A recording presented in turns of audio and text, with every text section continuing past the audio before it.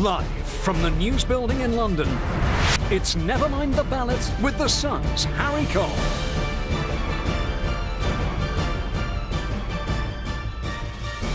It's a red dawn rising over Britain this morning. I'm Harry Cole, Political Editor of The Sun, and this is Never Mind the Ballots, the election results special. Sir Keir Starmer is our new Prime Minister, sitting on a massive majority. But hundreds of the seats won in that landslide were gifted thanks to a devastating Tory implosion. 8 cabinet ministers plus former Prime Minister Liz Truss have lost their seats as the Conservative Party posted the worst results in their long history. And it was for millions of votes for NIGEL Farage that caused that bloodbath, with Reform taking second place in a staggering 98 seats. This morning I'm joined in the studio throughout by our political correspondent at The Sun, Noah Hoffman, and our basically resident pollster now, Scarlett Maguire from JL Partners. Morning, Noah. Have you had any sleep? I think I had about 3 hours. I saw you slope off about 3 a.m. I had 3 hours, so feeling fresh. Give us some context. Amazing night.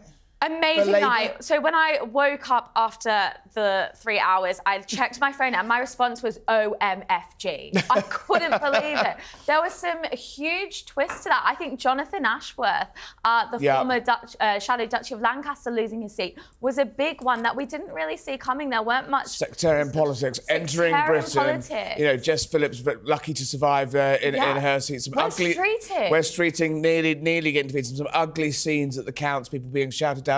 George Galloway gone, though. Paul War, Labour's Paul War, the guy who lost to George Galloway in that recent by-election, heading into the Commons. So a mixed bag on that front, but you can't really presumably distract from the top line that Labour are on their way. Not quite as the supermajority we were expecting or fearing in some cases, depending on how you look at it, but Labour's night. Yeah, Labour's night, although it's interesting, I'm sure Scarlett will go into more details, that now so many of the big success stories of the night hinge on very, very thin majorities. And I think Keir Starmer is going to really have a difficult task on his hand trying to please this broad coalition of characters who have come in for Labour, because the people who are right behind their backs come from a wide range of parties, whether that's a Gaza Independent or whether that's Reform UK. Scarlett, we talked last night about the fact that Keir Starmer's entering Downing Street with some pretty ropey numbers given the size of his majority. That vote share looks pretty low to me, right? Yeah, it does look very low. And in fact, the vote share of combined Labour and Conservative looks like it may well be the lowest ever, with under 60% of the vote overall. But yeah, we're in a situation where it looks like Keir Starmer's going to get not quite as big a majority as Tony Blair, but basically there. But a historic result nonetheless for the sheer number of gains the Labour Party made, right? Extraordinary. Still a spectacular night for Labour. I think we've become a bit inured to the idea of Labour getting a massive majority because all the polls have been pointing very much in that direction for such a long time. It's spectacular, especially given where they were in 2019. But we are in a completely extraordinary position, and I think we're at a point where people, the British public, are turning their backs on the mainstream parties. And actually, if you look at it, given that we had very low turnout, given that Keir Starmer won this landslide on a low share of the vote relative to the number of seats that he got, actually about 80% of Britain won't have cast a vote for Keir Starmer and the Labour Party this election. That's an astonishing fact. You're going to get your graphics out in a minute, I hear. Don't go away. Now, just a few hours ago, Starmer celebrated with the party faithful in a big old celebration at the Tate Modern. In a victory speech, he told supporters change is coming and he'll now work for the country forward in the sunshine of hope.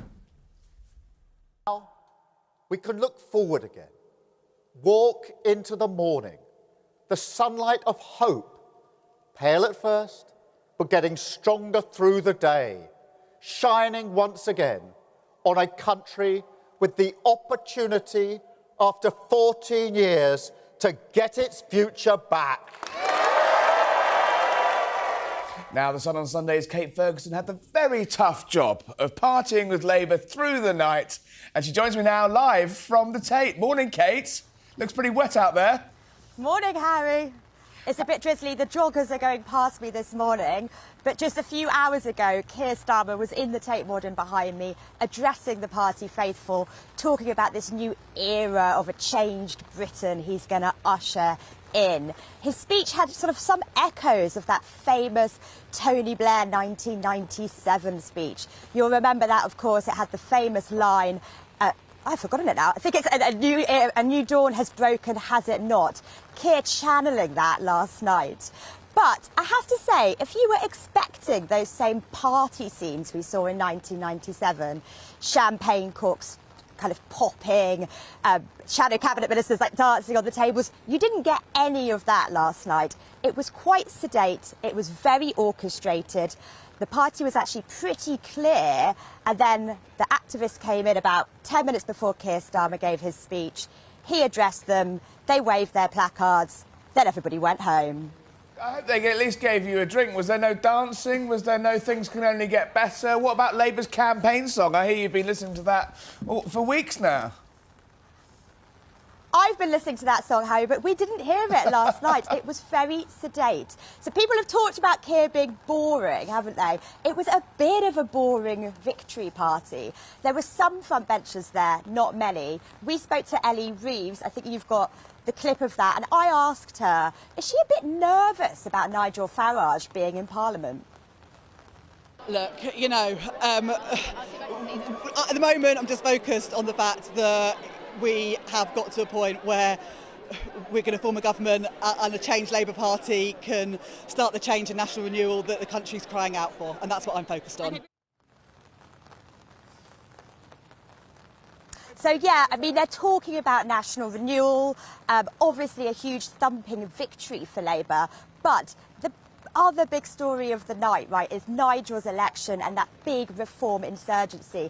And that's going to be trouble not just for the Tories, as it was last night. It's going to be huge trouble for Labour and for Keir Starmer himself.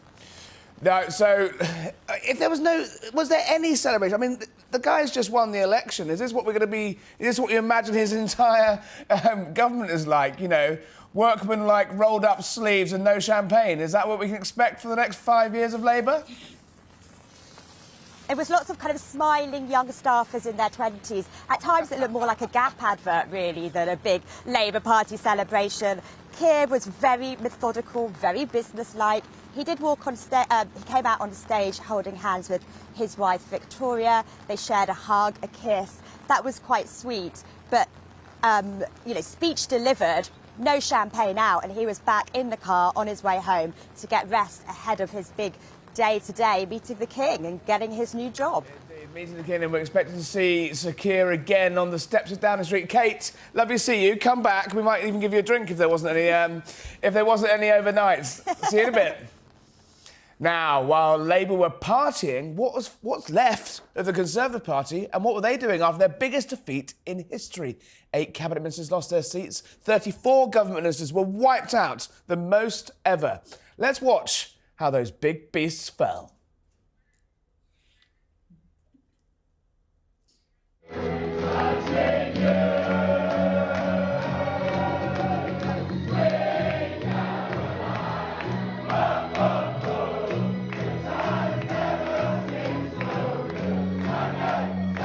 Well, that obviously wasn't the Tory party. That wasn't obviously the Tory party. That was more Labour celebrations. Let's see what's happening with the Tory party.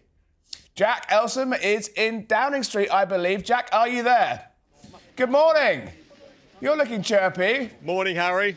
Nice and dry where you are. The last time we were in Downing Street was to see Rishi Sunak announce the general election in the pouring rain. Is Keir Starmer going to have to walk up the street with a brolly himself?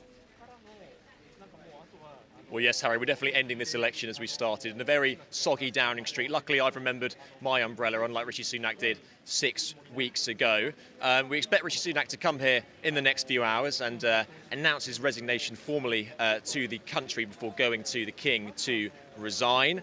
Now, what's he going to talk about in that speech? You know, most outgoing premiers talk about their record in power. Rishi Sunak's been in office for 20 months now, and so we can expect him to talk about the economy, getting inflation down from 11% to 2%, but he's also signing off, isn't he, on the Tory record in general. Is he going to defend the last 14 years? Is he going to talk about Brexit? Is he going to talk about COVID? Is he going to talk about Ukraine? And then Keir Starmer is coming in for his big first pitch to the country, and nothing really represents the transfer of power like the removal van that we just saw in Downing Street. You forget that Prime Ministers sometimes actually live above the shop, and so we saw a van looking suspiciously like it was carrying some of Rishi Sunak's belongings, potentially into his Yorkshire house. So, yeah, no, it's all action in Downing Street today.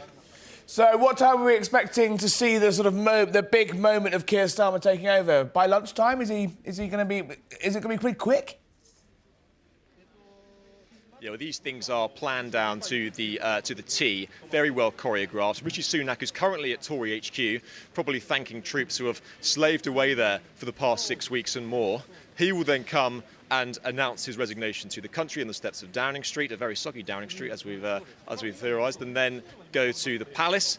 Very quick turnover, we'll see Keir Starmer go to the Palace, in which he will be invited to form a government by King Charles. He will then sweep back into Downing Street as the Prime Minister and give his first big real pitch to the country. He'll then conduct a cabinet reshuffle. We expect it to be pretty quick because at the moment all of the shadow cabinet have retained their seats bar two, Thangam Debonair, the Shadow Culture Secretary, and Jonathan Ashworth, the Shadow Paymaster General. We expect the cabinet to look very similar to the current shadow cabinet. No one's going to kick up a fuss. No one has room to kick up a fuss. And then it's into the business of governing in the afternoon. Jack, just on what's left of the Tory party, Liz Truss, former Prime Minister, gone. Boris Johnson's seat of Uxbridge, gone Labour. Who's left? And when do you think the internal Tory party power grab will begin? Or has it already started? It's definitely already started, and I think that you can bet your life on the fact that for the next few weeks, months and possibly years, we're going to see Tory recriminations about what went wrong in this election. Winning 5 terms is unprecedented, and obviously the Tories were dealt a very bad hand. The question now is what happens in this battle for the soul of the Conservative Party. We saw some of it play out last night in speeches at various election counts. We saw Suella Braverman say that the Tory party has failed to address the concerns of proper voters. We saw Grant Shapps say that the Tory party has been reduced to a squabbling rabble. We saw Robert Buckland, the outgoing MP for Swindon South, say that lurching to the right would be a grave mistake, and the Tory party needs to stay in the centre ground. So we have these two competing factions of the centrists and the right-wingers of the Tory party, and you can bet your life on the fact that over the coming years they are going to be gripped in a vicious tug-of-war over which direction the Tory party is pulled. Do they try and stick to the centre ground and try and neuter the threat of Keir Starmer and try and match him on centrist turf? Do they try and blunt Nigel Farage on the right? That's going to be the battle in the years to come. All right, Jack, stay there. Go get a bacon butty. We'll need you there throughout the day, I suspect. Thank you, Jack Elsom in Downing Street. Now, we promised we'd tell you how those Tory big beasts fell. Let's try and take a look now.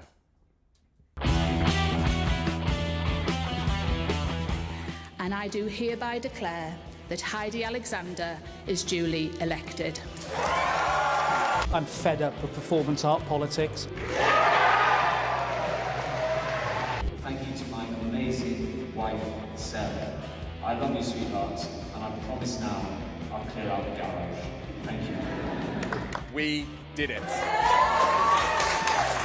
What is crystal clear to me is that it's not so much that Labour won, but rather that the Conservatives have lost it.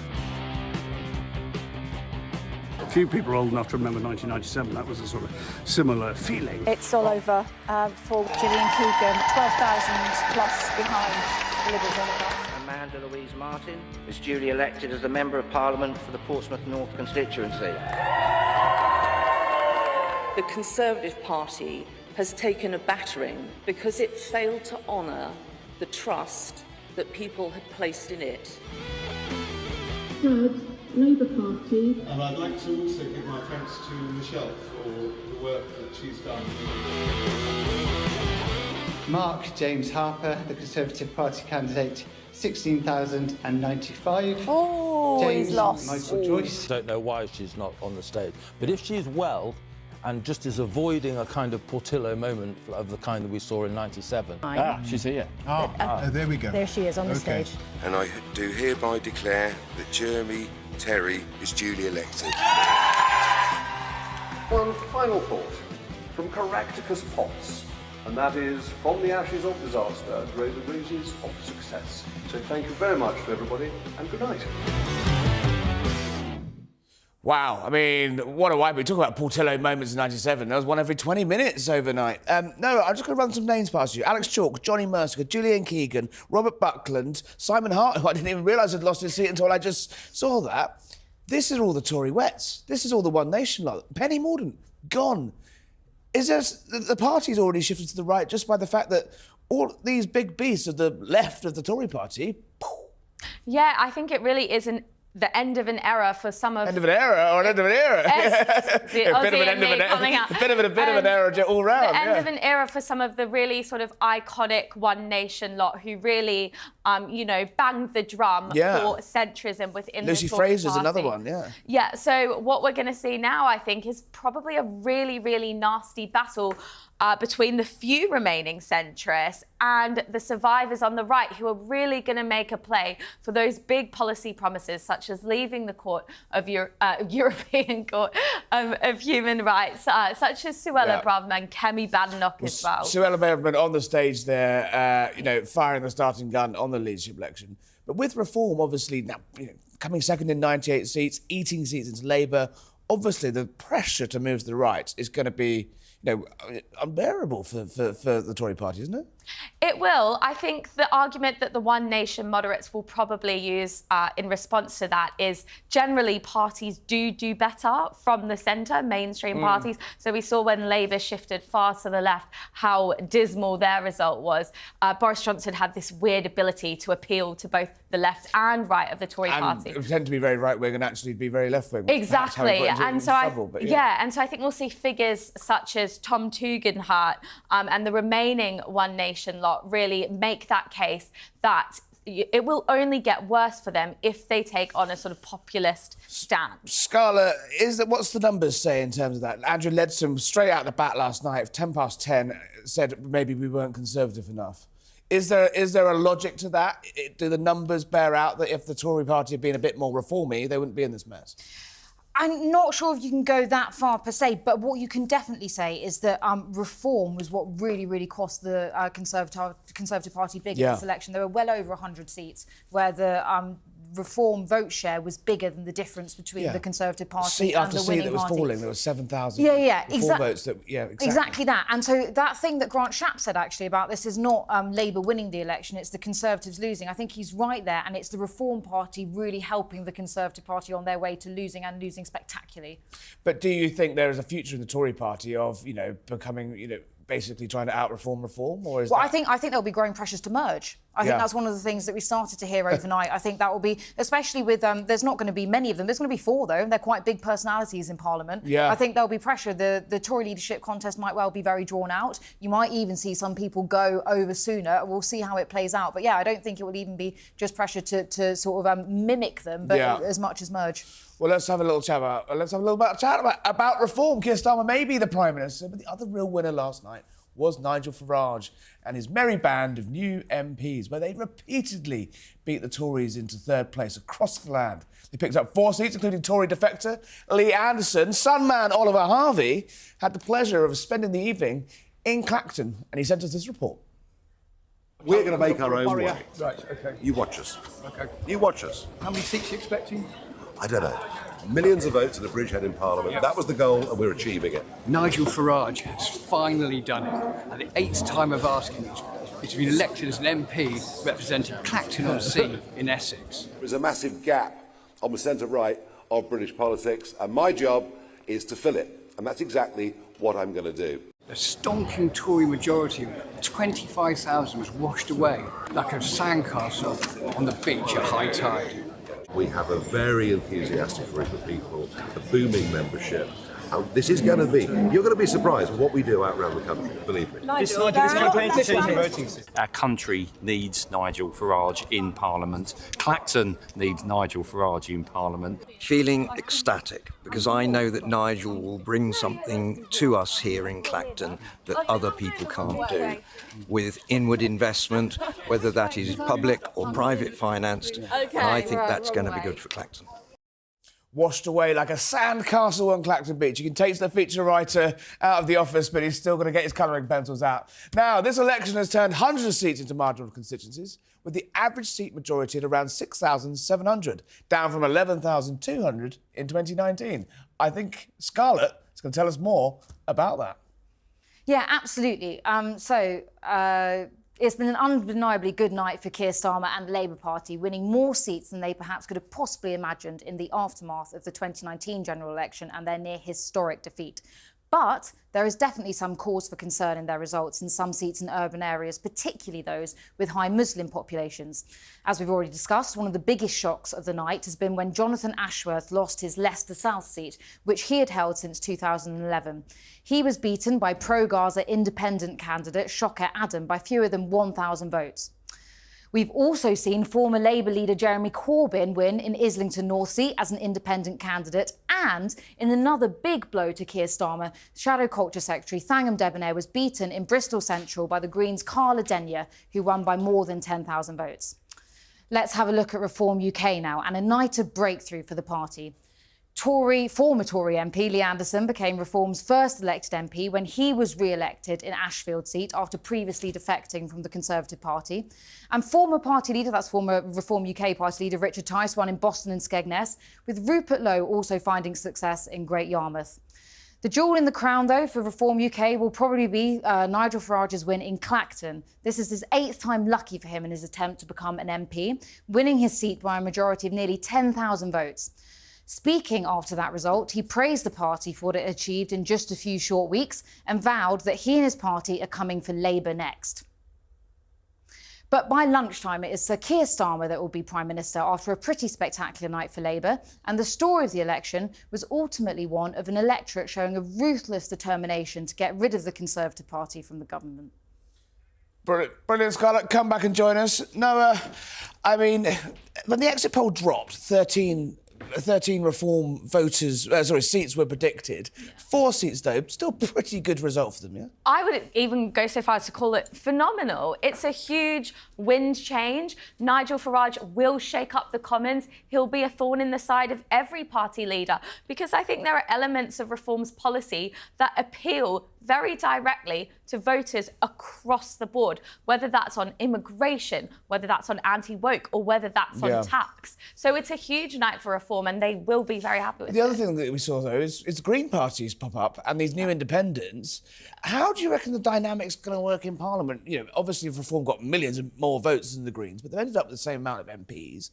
You know, the opposition is going to be incredibly fragmented, right? Yes, and I think we can gear up to see some real blockbuster clashes, perhaps between some of the Reform MPs and some of the pro-Gaza independents, the likes of Jeremy Corbyn and the Greens as well. But I think if we talk about vote share and we talk about the number of seats, we could potentially expect to see a real push for the first time from the right on the issue of proportional representation. Nigel Farage has promised to lead that charge. Scarlett, is there an atmosphere? Is there an appetite?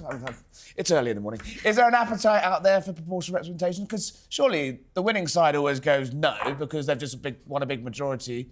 It's not in Labour's interest now to even think about electoral reform, is it? No, so I remember 18 months ago when people were more thinking that hung Parliament, potentially a Labour, Lib Dem coalition was more on the cards. There was lots of talk about proportional representation as potentially being a Lib Dem sort of guarantee for what they would want as part of being part of that government. No, it's interesting though, because I did find that when we were doing focus groups over the country in the run-up to this election, you had quite a lot of voters saying, I'm really fed up with the 2 main parties. However, I'm a bit annoyed because if I vote for a smaller party, it just won't count. And they were venting frustration at the main sort of political party system that I'd not heard before. Yeah. So, I mean, it is quite hard to get people excited about electoral reform, but if you spun it in a particular way, I think the appetite is definitely there. And this is, again, an extraordinary set of results. The public is incredibly fractured. There's a huge mood of anti-politics, and the seat count does not reflect that. Well, on that, let's just quickly, I'm loath as I am to have to, but let's talk about the Lib Dems. I mean, they're back, right? That was on a vote share that doesn't deserve the number of seats they've got, right?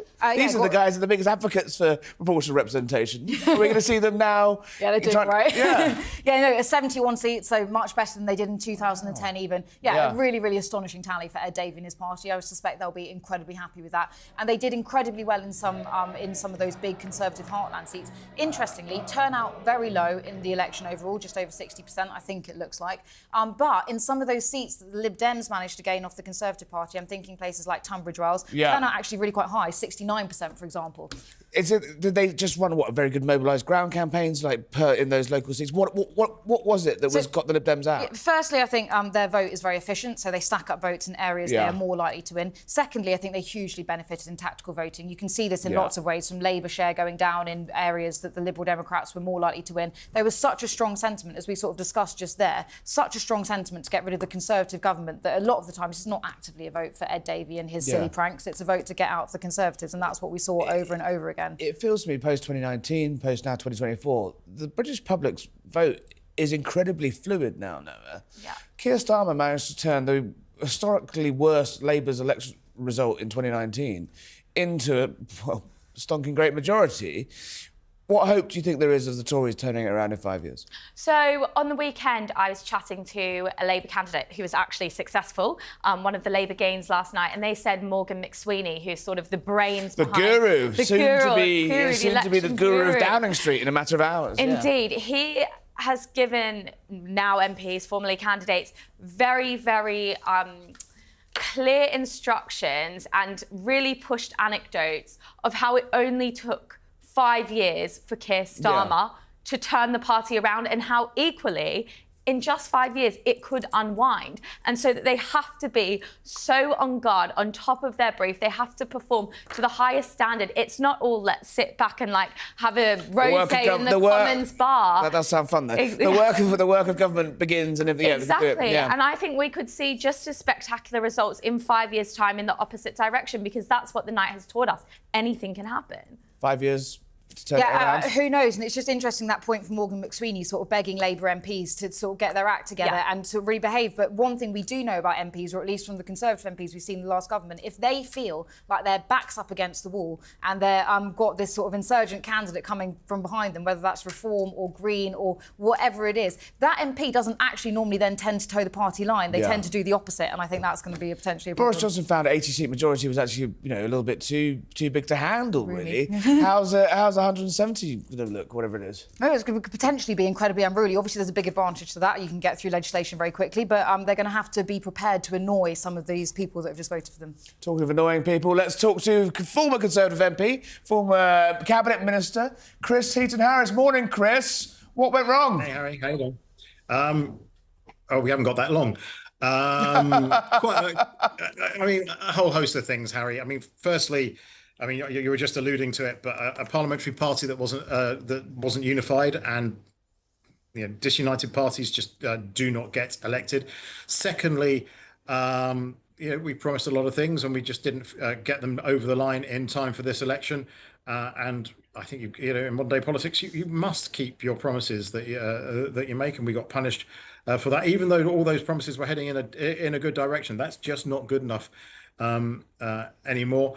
And then, people, you could probably say people were tired of 14 years of Conservative government. I don't particularly buy that, but I think they were quite tired of having a government that seems to be arguing with itself all the time rather than getting on and governing. The voters seem pretty miffed with Liz Truss. Thatcher's seat of Finchley's gone Labour. Boris Johnson's seat of Uxbridge has gone Labour. What happens next? Do you have a sort of bloodletting, some soul searching, or do you just carry on kicking each other and see what happens? No, you want. So as you know, Harry, I didn't stand this time. I've done 24 years of elected politics. I think that's enough for any sane or slightly insane person to want to do. But the 120 Conservative MPs, or however many it is, need to work out that they need to be unified to present a unified opposition, because this is a government with a massive majority. So it does need a decent opposition to keep it in check. It cannot afford, the new parliamentary party cannot afford to waste time bickering with each other. It has to unite. And I heard a bit of the conversation you were just having just previously.